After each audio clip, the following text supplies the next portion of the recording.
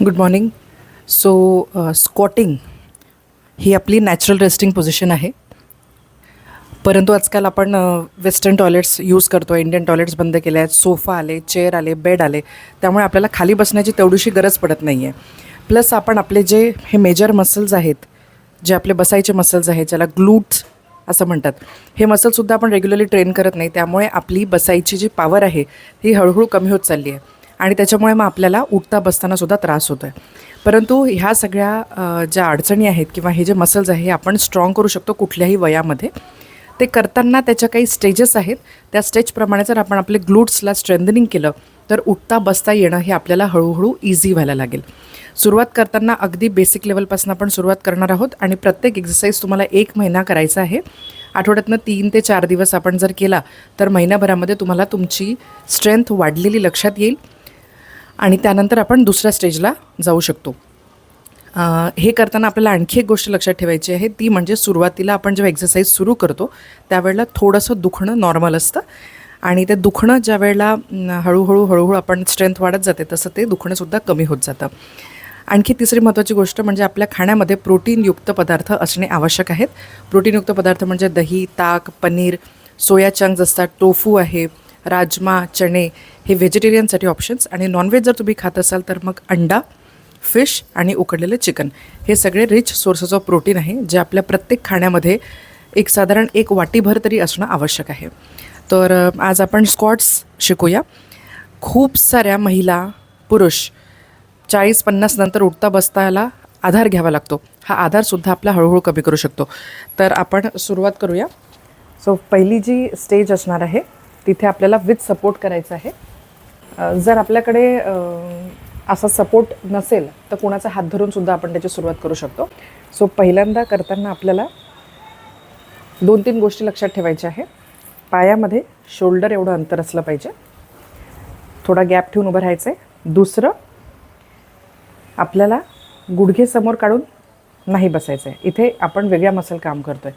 आपल्याला मागे बसायचा प्रयत्न करायचा आहे. तर गुडघे आपले न्यूट्रल राहतील आणि जागेवर हलणार नाहीत. सो पहिले स्टेज आपल्या चेस्ट लेवलचा सपोर्ट घेऊन आपल्याला 10-20 डिग्री जितकं जमेल तितकं खाली जाण्याचं ट्राय करायचं आहे.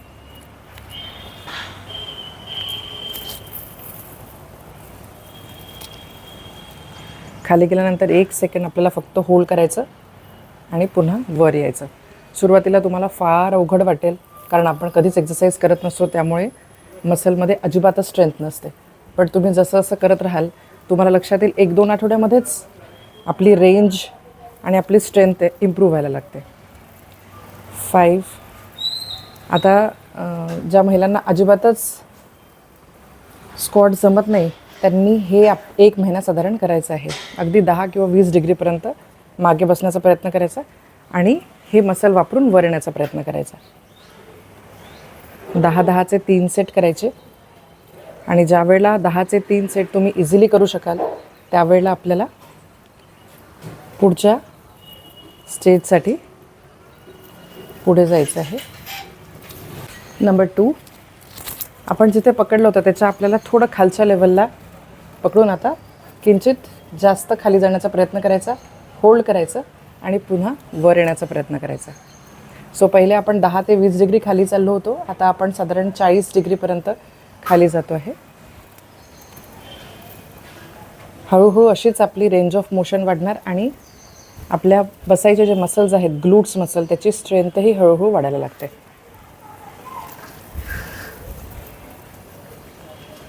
ज्या वेळेला साधारण 40 ते 50 डिग्रीपर्यंत आपण बसून इझिली उठायला लागू त्याच्यानंतर आपल्याला स्टेज 3 तिसऱ्या लेवलला प्रोग्रेस करायचं आहे.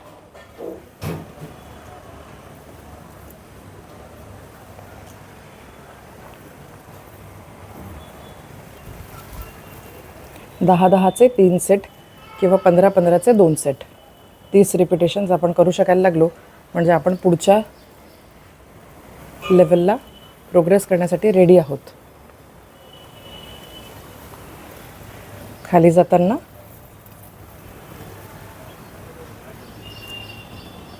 गेल्यावर थोडंसं 1 सेकंड 2 सेकंड आपल्याला होल्ड करायचं आहे. 1-2 महिने जरी आपण ह्या एक्सरसाइजेस केल्या तरी आपल्याला आपल्या लोअर बॉडीची स्ट्रेंथ वाढलेली लक्षात येईल. सो आता आपण आणखी खालच्या लेवलला जाणार आहोत. आता इथे आपल्याला खाली जाण्याचा प्रयत्न करायचा. जितका वेळ आपण होल्ड करू शकतो, 1 2 3 4 5, आणि हेच मसल वापरून वर येण्याचा प्रयत्न करायचा आहे.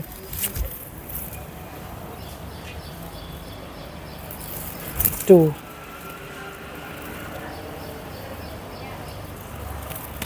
3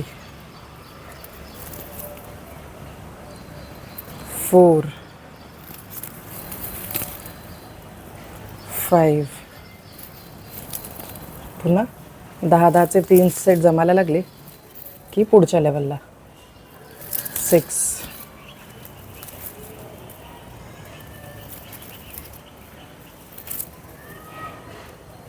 ज्यावेळेला 90 डिग्री विथ सपोर्ट तुम्ही इझिली जाऊ शकाल,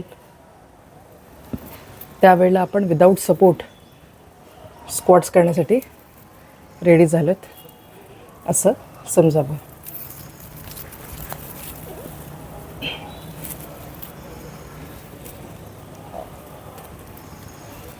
दहाचे 3 सेट किंवा 15चे 2 सेट. तुम्हाला आणखी स्ट्रेंथ हवी असेल तर 20चे 2 सेटही आपण करू शकतो. हळूहळू सेट वाढवू शकतो आणि रिपिटेशनसुद्धा वाढवू शकतो. सोफा किंवा बेड किंवा हाय चेअर आपल्याकडे असेल तर त्याच्यावर हे एक्सरसाइजेस करायचं आहे, ज्याच्यामध्ये आपल्याला आणखी स्ट्रेंथ गेन होईल आणि उठणं बसणं इझी व्हायला लागेल. सो याच्यामध्ये सुद्धा आपण शोल्डर विड्थ अंतर घेतो आहे आणि आपल्याला खाली बसायचं आहे. बसताना मी पायाला, माझ्या काफला सोफ्याचा सपोर्ट घेते, म्हणजे उठताना एक ॲडिशनल मसल मला हेल्प करेल उठण्यासाठी. थोड्या दिवसांनी तुम्हाला त्याची पण गरज राहणार नाही. 1 2 बसायचं आणि पुन्हा उठायचं. उठबस करताना आपले सीटचे मसल स्क्वीज करून उठायचा प्रयत्न करायचा.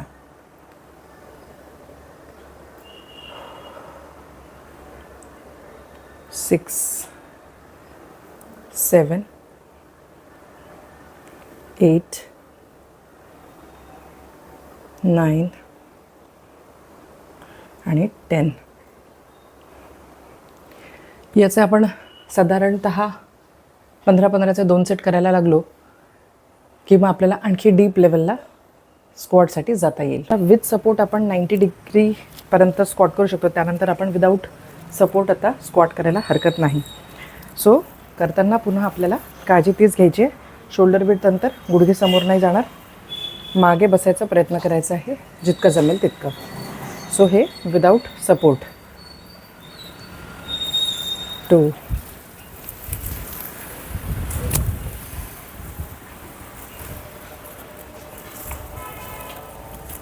3 4 5 6 7 8 9 10. ही जी एक्सरसाइज केली आपण, ही बॉडी वेट एक्सरसाइज होती. याच्यामध्ये आपण वेट्स ॲड करून आणखी पुढे प्रोग्रेस करू शकतो. जेवढं वेट लोड करणारं मसलवर तितकी मसल स्ट्रॉंग होत जाणार आहे. सो मला जमत नाही, माझ्याकडनं होत नाही, मी करू शकत नाही पेक्षा छोट्या छोट्या स्टेप्सपासून सुरुवात करा. चेंजेस तुम्हाला लक्षात येतील ते फार लवकर तुम्हाला लक्षात येतील. सो खूप दिवस किंवा खूप वेळ देण्याची गरज आपल्याला जनरली पडत नाही. साधारण 15 दिवस 20 दिवस एका महिन्यामध्ये तुम्हाला चेंज लक्षात येतो. जर तुम्ही काहीच करू शकत नसाल तरी लेवल 1पासून जरी आपण सुरुवात केली तरीही महिन्यामध्ये तुम्ही प्रोग्रेस करू शकता. सो 1 महिना 1 महिना 1 महिना 1 महिना 4 महिन्यामध्ये तुम्ही फ्री स्क्वॉट करू शकाल. आणि त्याच्यामुळे आपली जी ॲक्टिव्हिटी मोकळी होते ती म्हणजे उठणे आणि बसणे. सो आपण जिथे बसतो आहे तिथून उठणे तुम्हाला लक्षात येईल की खूप इझी होत आहे. कुणाच्या सपोर्टशिवाय तुम्ही उठू शकता आहे. ज्या वेळेला तुम्ही फ्रीली विदाऊट सपोर्ट, विदाऊट कुठे मदत घेता किंवा हेल्प करता 90 डिग्रीपर्यंत जाऊ शकाल. त्याच्यानंतर आपण वेट्स ॲड करतो. हे सिम्पल वेट्स आहेत. हे 4 kgचं वेट आहे. आपण सिम्पल एक वेट हातामध्ये घेऊन त्याची पुढच्या स्टेजला प्रोग्रेशन करू शकतो. सो स्क्वॉट आणि अप. सो पुन्हा स्लोली डाऊन जायचं आहे, अप जायचं आहे, slowly down, up, slowly down, up. आणि जसं जसं तुम्ही करत जाणार तुम्हाला लक्षात येईल की थोड्या दिवसांनी हे वजनसुद्धा तुम्हाला इझी वाटायला लागेल. वर येताना मात्र काळजी घ्यायची, गुडघे आतमध्ये यायला नको, गुडघे आउटवर्डच राहणार. सो वर येताना आपल्याला सीटमधनं वर यायचं आहे. ज्या वेळेला सिंगल वेट आपल्याला इझी होईल त्यावेळेला आपण डबल वेट्स ॲड करू शकतो. मसल वापरली तरच ती टिकते, नाहीतर 30 नंतर आपण रोज आपले मसल्स गमावत असतो. त्याच्यामुळे आपली मूवमेंटही हळूहळू कमी व्हायला लागते. उठता बसता येणं, पायऱ्या न चढता येणं, कुठल्याही गोष्ट करायला आपल्याला सपोर्ट लागणं, ह्या सगळ्या गोष्टी विथ स्ट्रेंथ ट्रेनिंग आपण टाळू शकतो, डिले करू शकतो आणि आपला मुवमेंट जे आहे त्या फ्री ठेवू शकतो. So keep training, keep working hard, stay fit, stay healthy. Thank you so much.